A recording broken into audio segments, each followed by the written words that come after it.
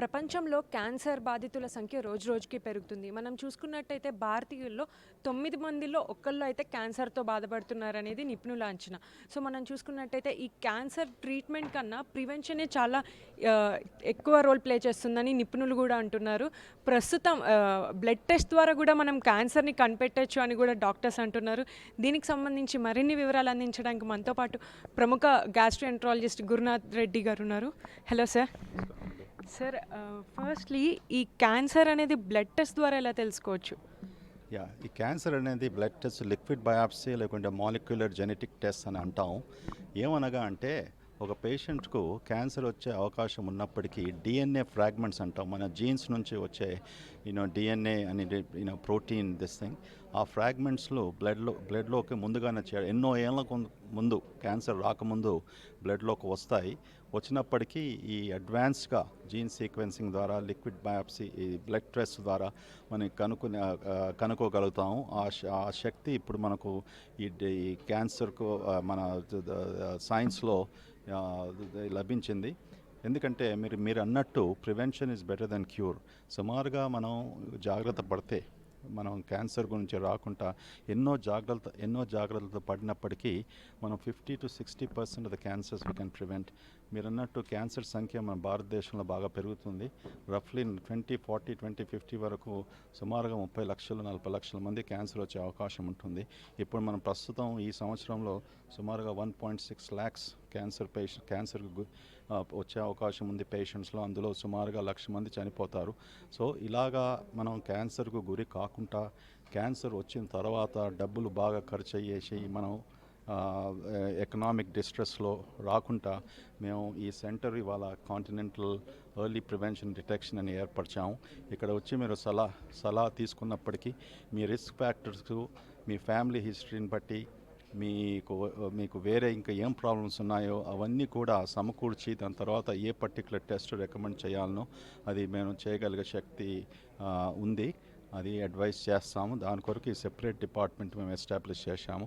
Hopefully మన ప్రజలందరూ కూడా ఈ అవగాహన వాళ్ళకు వస్తుందనేసి and they can utilise this అనేసి భావిస్తాం. 2 తెలుగు రాష్ట్రాల్లో క్యాన్సర్‌ని బ్లడ్ టెస్ట్‌తో మనము కనిపెట్టడం అనేది ఇదే తొలిసారి కాబట్టి, అంటే దాని ప్రాసెస్ ఎలా ఉంటది సార్?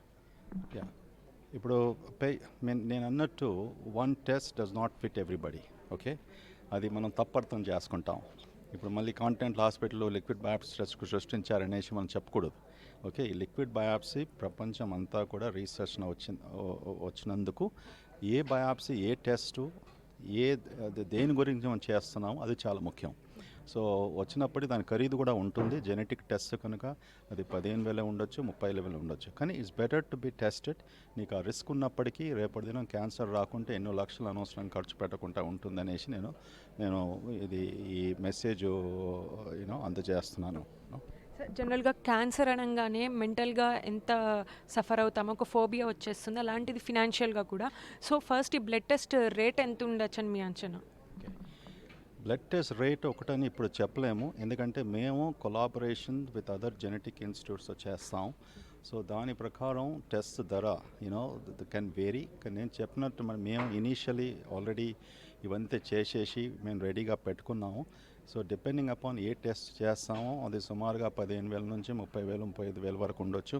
ఒకసారి ఫస్ట్ టెస్ట్ చేసినప్పటికీ ఆ టెస్ట్లో ఒక రిజల్ట్ వచ్చిన తర్వాత నెక్స్ట్ అడ్వాన్స్ టెస్ట్ కూడా ఉన్నాయి. అది మేము పేషెంట్కు చెప్తాం.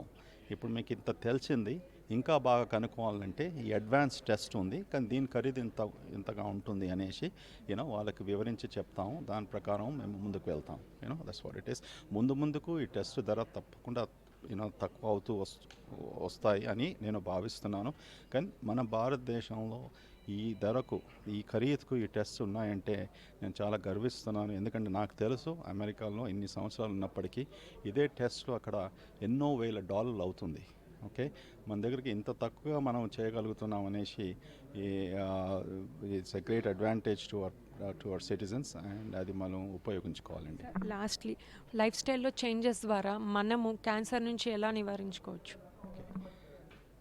ఇంత క్రితం చెప్పినట్టు కూడా ముఖ్యంగా క్యాన్సర్ అంటే చాలా మటుకు క్యాన్సర్ లైఫ్ స్టైల్ ప్రాబ్లమ్స్తో వచ్చే అవకాశం ఉంటుంది.